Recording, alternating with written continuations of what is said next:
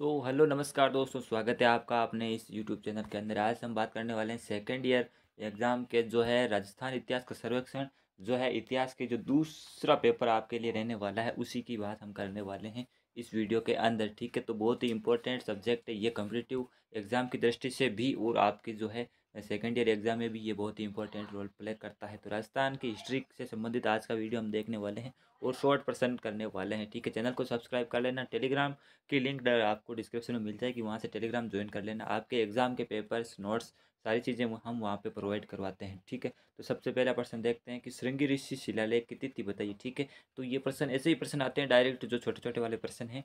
तो देखिए, ये लगातार 3 साल प्रश्न आ चुका है। तो श्रृंगी जो ऋषि का शिलालेख है वो 1428 के अंदर उसकी तिथि है। ठीक है, और 2021 की परीक्षा यानी इस साल की परीक्षा के लिए भी ये इम्पोर्टेंट है। ठीक है, तो आपको कैसे पढ़ना है, क्या पढ़ना है, वो सारी चीज़ें हम अगले वीडियो में बात करेंगे। तो सबसे पहले हम चलिए आज केवल प्रश्न ही देखते हैं। फिर अगला प्रश्न है, आला और उदल कौन थे। तो देखिए, आला और उदल जो है चंदेल राज्य के शासक परमादिदेव के प्रमुख सेनानायक थे, जो पृथ्वीराज चौहान की सेना का मुकाबले करते हुए मारे गए थे और बहुत ही वीर योद्धा थे। ठीक है, सेनापति दोनों थे, दोनों भाई थे। फिर अगला प्रश्न है, राजस्थान के इतिहास को जानने के प्रमुख साधनों का वर्णन कीजिए, यानी कौन कौन से स्रोत है राजस्थान को इतिहास को जानने के। तो देखिए, बहुत सारे स्रोत हैं वैसे तो। जो मुख्य स्रोत है उनकी बात करते हैं। एक तो शिलालेख सबसे ज़्यादा होता है, और फिर होता है सिक्का, दान पात्र, एक दुर्ग, मंदिर जो स्थापत्य कला की चीज़ें होती है वो, और साहित्य, संस्कृत, राजस्थानी पारसी ग्रंथ। ठीक है, और उसके बाद ख्यात साहित्य, जो राजस्थान में साहित्य होते हैं उसको ख्यात साहित्य कहते हैं। जैसे नैन सीरी ख्यात, और भी बहुत सारी ख्यातें राजस्थानी भाषा में रचित हुई है। तो ये सारे स्रोत हैं इतिहास को जानने के। ठीक है, फिर अगला प्रश्न देखिए कि मत्स्य जनपद पर एक संक्षिप्त टिप्पणी। संक्षिप्त टिप्पणी का मतलब छोटी सी 10-20 लाइनों के मतलब 10-20 शब्दों के अंदर। ठीक है, तो मत्स्य जनपद जो है वो आधुनिक जयपुर, अलवर, भरतपुर जिलों के मध्यवर्ती क्षेत्र में फैला हुआ था। यानी कि जो महाभारत टाइम के अंदर विराटनगर था, इसका नाम मत्स्य जनपद। तो इसकी राजधानी शायद विराटनगर ने थी। राजा विराट ने विराटनगर को अपनी राजधानी बनाई थी। ठीक है, ये जयपुर के आसपास के इलाकों में ये जनपद फैला हुआ था। ठीक है, फिर अगला प्रश्न देखिए, कर्नल जेम्स टोड कौन था। तो ये बहुत ही इंपॉर्टेंट सवाल है, और ये आदमी भी बहुत इंपॉर्टेंट था। कर्नल जेम्स टोड वही है जिसने जो है राजस्थान का इतिहास लिखा, annuls and activities of Rajasthan की पुस्तक में। ठीक है, ये इसकी फेमस बुक है, और राजस्थान का जितना भी इतिहास है वो इसी बुक से आता है। ठीक है, अगर आप कॉम्पिटिटिव की तैयारी कर रहे होंगे या आगे करेंगे तो ये आदमी आपकी मतलब है खाल खाने वाला है, क्योंकि इसी की मतलब सारी सारी चीज़ें लिखी हुई है। तो राजस्थान का प्रसिद्ध इतिहासकार है, और उसने ये किताब लिखी है, और दूसरे इससे राजस्थान के इतिहास के बारे में पर्याप्त जानकारी मिलती है। और ये राजस्थान का प्रथम इतिहासकार है, इसी ने राजस्थान को राजस्थान नाम दिया था। ठीक है, ध्यान रखना। घोड़े वाले बाबा इसी को कहते हैं, कर्नल जेम्स टोड को। फिर कालीबंगा संस्कृति की प्रमुख विशेषताओं का महत्व का वर्णन कीजिए। तो कालीबंगा संस्कृति की जो विशेषताएं देखिए, कौन कौन सी विशेषताएं। तो कालीबंगा आपको पता है कहाँ पर है, हनुमानगढ़ जिले के अंदर है। ठीक है, तो कालीबंगा है जो नगरों का सुनियोजित ढंग से निर्माण किया गया था। अधिकांश मकान मिट्टी और ईंटों से बने हुए थे कालीबंगा में, और मिट्टी में जो है खुदाई में मिट्टी के बर्तन, मूर्तियाँ और मूर्य प्राप्त हुई है। घरों में चूल्हे मिले हैं इस कालीबंगा सभ्यता के अंदर। ठीक है, तो प्राचीन सभ्यताओं में सिंधु घाटी सभ्यता का ये अवशेष माना जाता है। ठीक है, फिर अगला प्रश्न है कि मारवाड़ी प्रगनारी विगत का लेखक कौन है। और या फिर इसका अथवा में आ सकता है, दो ख्यात लेखकों हैं उनकी रचना का उल्लेख कीजिए। यानी आपको राजस्थान के दो ख्यातों का नाम लिखना है, और उनकी कौन कौन सी रचनाएं हैं, वो सारी चीज़ें किस कवि की है वो हमें लिखनी है। ठीक है, तो देखिए जो है दो कवि है ये, तो यहाँ पे कवि है जो ख्यात लेखक है, और दूसरा है यहाँ पे उनकी रचनाओं का नाम है। तो मुन्नोत नैसी ने सभी को पता है, उन्होंने लिखी थी। एक तो नैन श्री ख्यात, दूसरा है मारवाड़ प्रगनारी विगत। फिर दूसरा जो ख्यात लेखक था वो था बांकीदास, और उसने लिखी बांकीदास की ख्यात। ठीक है, तो ये तो ज़्यादा इंपॉर्टेंट नहीं है, मगर मुणोत नैंसी वाली ये दोनों बहुत ही ज़्यादा इंपॉर्टेंट है, कॉम्पिटिटिव एग्जाम में भी अक्सर पूछे जाते हैं। फिर देखिए, आहड़ नामक पुरातात्विक स्थल राजस्थान के किस जिले में। तो आहड़ सभ्यता आपको पता है राजस्थान के उदयपुर जिले के अंदर स्थित है। तो ये सभ्यताएं हैं वो भी सारी की सारी है, जो वो हम एक साथ वीडियो देखेंगे। फिलहाल तो हम शॉर्ट लाइनर कर रहे हैं। ठीक है, एग्जाम आपके बहुत ही जल्द होने वाले हैं इसलिए। फिर जून 1576 में मानसिंह को प्रताप के विरुद्ध भेजने का संभावित कारण क्या था।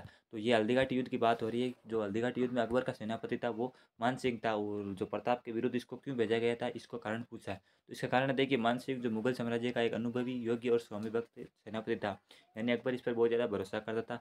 और दूसरा जो अकबर है वो मेवाड़ तथा अन्य राज्यों के बीच वैमनस्य रखना चाहता था, यानी कि ये भी राजपूत क्षत्रिय थे, और जो मान सिंह है वो भी क्षत्रिय था। तो ये दोनों आपस में मतलब इनको लड़ाना चाहता था अकबर। ठीक है, तो इसलिए इसने मान सिंह को भेजा। फिर अगला प्रश्न देखिए कि महाराणा कुंभा के शासनकाल में कौन सा प्रश्न था जिसके कारण गुजरात और मेवाड़ में संघर्ष प्रारंभ हुआ। तो ये जो नागौर जिले का प्रश्न था, नागौर की रियासत है, उसके बारे में प्रश्न को लेकर इन दोनों जो रियासतों के मध्य युद्ध हो गया था। फिर अगला प्रश्न देखिए, नैन्सी द्वारा लिखित, अभी हमने पढ़ा था नैन्सी द्वारा जो लिखित उनकी जो ख्यातें थी वो सारी चीज़ें, ठीक है। तो ये तो नैन्सी जो प्रसिद्ध इतिहासकार था वे मारवाड़ के महाराणा जसवंत सिंह का दीवान था। कौन था?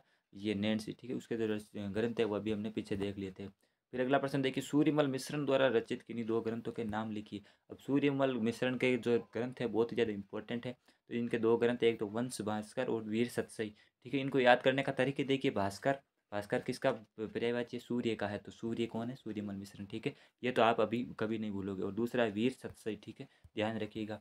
फिर अगला प्रश्न देखिए, आर्य सभ्यता की प्रमुख विशेषताओं का वर्णन कीजिए। आर्य सभ्यता की प्रमुख विशेषताएं, अभी ये पिछले कालीबंगा की पूछा, अब आहार की। तो ये दो सभ्यताएं तो आपको मतलब देख के जानिए, रट के जानिए, ठीक है। हम आपको सारा सिलेबस कवर करवाएंगे इस चैनल पर, तो आप घबराइएगा मत, चैनल को सब्सक्राइब कर लीजिएगा बस।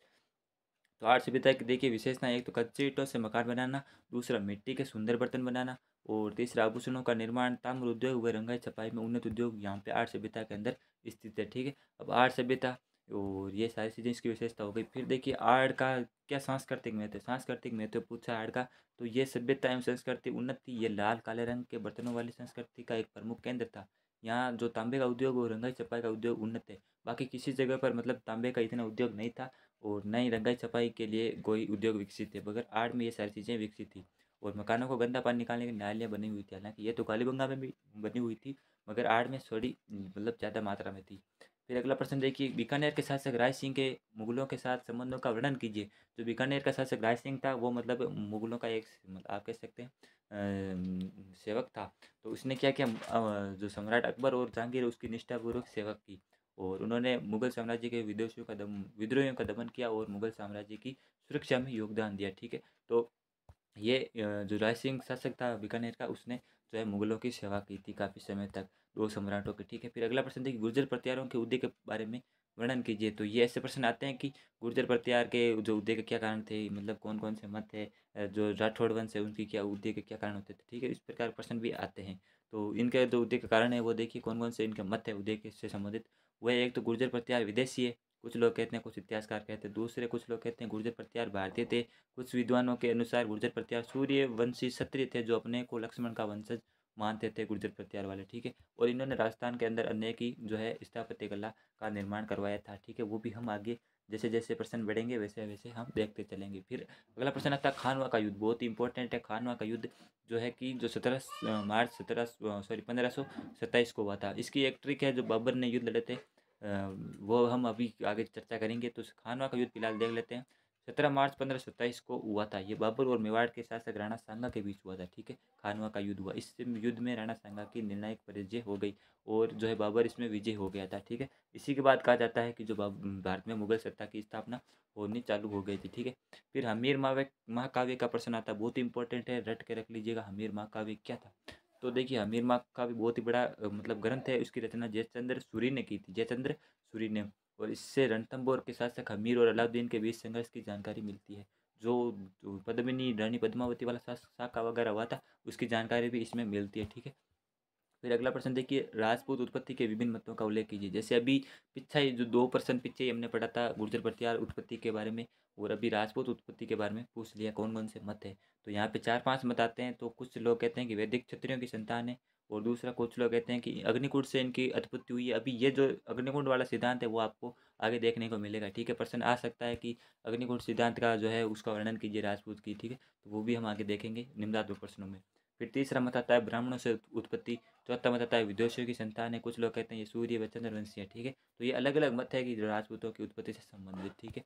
फिर अगला प्रश्न देखिए, अनुश्रुति के अनुसार आबू पर्वत पर यज्ञ अग्निकुंड से उत्पन्न होने वाले 4 राजपूत वंशों के नाम लिखिए, ठीक है। तो जो अग्निकुंड का सिद्धांत था उसी के अनुसार जो है इनके अग्निकुंड के अनुसार ये है कि इनकी जो आबू पर्वत पर यज्ञ कुंड अग्निकुंड है, वहाँ से इनकी उत्पत्ति मानी जाती है अग्निकुंड के अनुसार, ठीक है। तो इनमें से जो 4 राजपूत वंश है वो देखिए प्रतिहार, परमार, चालुक्य और चाहमान, ठीक है। चाहमान कह सकते हैं या चौहान कह सकते हैं, एक ही बात है। प्रतिहार, परमार, चालुक्य और चाहमान, ठीक है। ये 4 राजपूत वंश थे जिनकी उत्पत्ति अब यज्ञ कुंड से हुई है, ठीक है। ऐसा आप समझ सकते हैं। फिर अगला प्रश्न देखिए, राजस्थान के दुर्ग स्थापत्य की प्रमुख विशेषताओं का वर्णन कीजिए। यानी जो दुर्ग वगैरह बने, किले वगैरह, उनकी क्या क्या विशेषताएं, वो सारी चीज़ें देखते हैं। तो जो ज़्यादातर दुर्ग है राजस्थान में ऊंची और चौड़ी पहाड़ियों पर दुर्गों का निर्माण हुआ है। दूसरा, सामरिक महत्व के स्थानों पर दुर्ग बनाना, यानी कि कोई जो खास चीज़ जो फंक्शन होता था तभी ये दुर्ग बनाए जाते थे। और किलों की ऊंची पहाड़ियों एवं दीवारों को सुरक्षित मतलब दीवारों से सुरक्षित करना, यानी चारों ओर उनके परकोटा दीवार ऊंची ऊंची दीवारें मतलब बनवा दी गई थी किलों के, मतलब अमूमन हर राजस्थान के किले के अंदर। फिर बुर्जों से युक्त चार दीवारी में 3-4 फुट की दूरी पर छेद करना, ठीक है। अब बुर्ज जो होते थे उनके 3-4 फुट की दूरी छेद कर देते थे। छेद इसलिए ताकि कोई जब शत्रु आक्रमण करते तो उनमें से आर पार वो क्या करते, तीर कमान छोड़ सके, ठीक है, शत्रु को घुसने से रोक सके। ये बुर्ज में किए जाते थे छेद। फिर अगला प्रश्न देखिए, 3-4 प्रश्न और है, 25 प्रश्न ये आज करने वाले हैं, बाकी के हम नेक्स्ट वीडियो में करेंगे। तो मारवाड़ का कौन सा शासक हसमत वाला शासक के नाम से जाना जाता है? इंपॉर्टेंट है 2021 की परीक्षा के लिए, ठीक है। तो मारवाड़ का शासक जो राव मालदेव है, ठीक है, वो हसमत वाला शासक के नाम से जाना जाता है। अब मारवाड़ किस रियासत को कहते हैं? अभी जोधपुर जो जिला है उसी को पहले मारवाड़ का जो है साम्राज्य कहा जाता था। फिर देखिए, कीर्ति स्तंभ प्रशस्ति के लेखक कौन थे? कीर्ति स्तंभ जो है वो चित्तौड़गढ़ के अंदर है, तो कवि अत्रि और महेश कीर्ति स्तंभ प्रशस्ति के लेखक है। प्रशस्ति क्या होती है?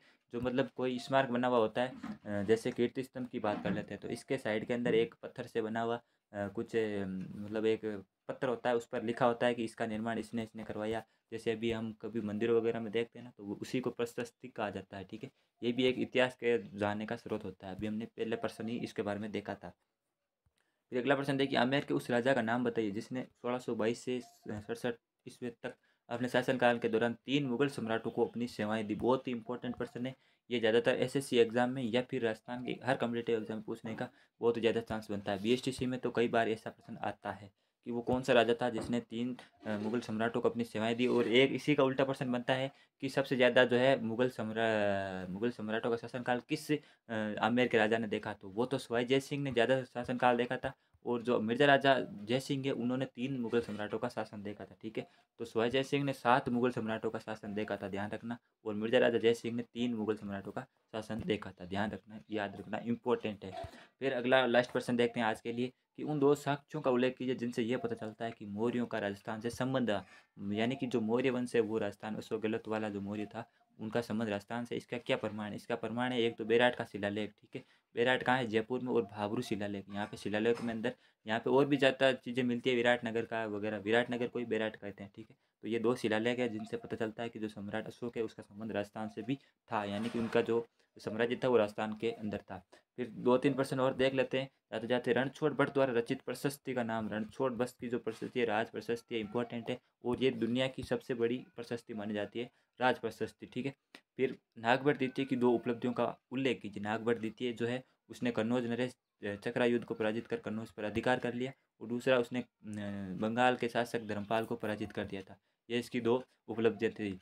फिर जो मीर भोज है उसका हम आगे देखेंगे। फिर अभी जब 2 प्रश्न एक्स्ट्रा ही करा दिए, बाकी के जो प्रश्न है हम धीरे धीरे करेंगे। सीरीज से ही प्रश्न उठा रहा हूँ, मगर मैं आपको थोड़ी एक्स्ट्रा चीज़ें भी बता देता हूँ, क्योंकि सीरीज से 12वीं प्रश्न आता है, अक्सर आता है। और पिछले साल एग्ज़ाम नहीं हुआ, पिछले साल तो अभी क्या है जो पेपर है वो थोड़ा पैटर्न उसका चेंज हो सकता है, इसलिए थोड़ा आप मेरे से सब्सक्राइब करके रख लेना, मेरे से जुड़े रहना, ठीक है।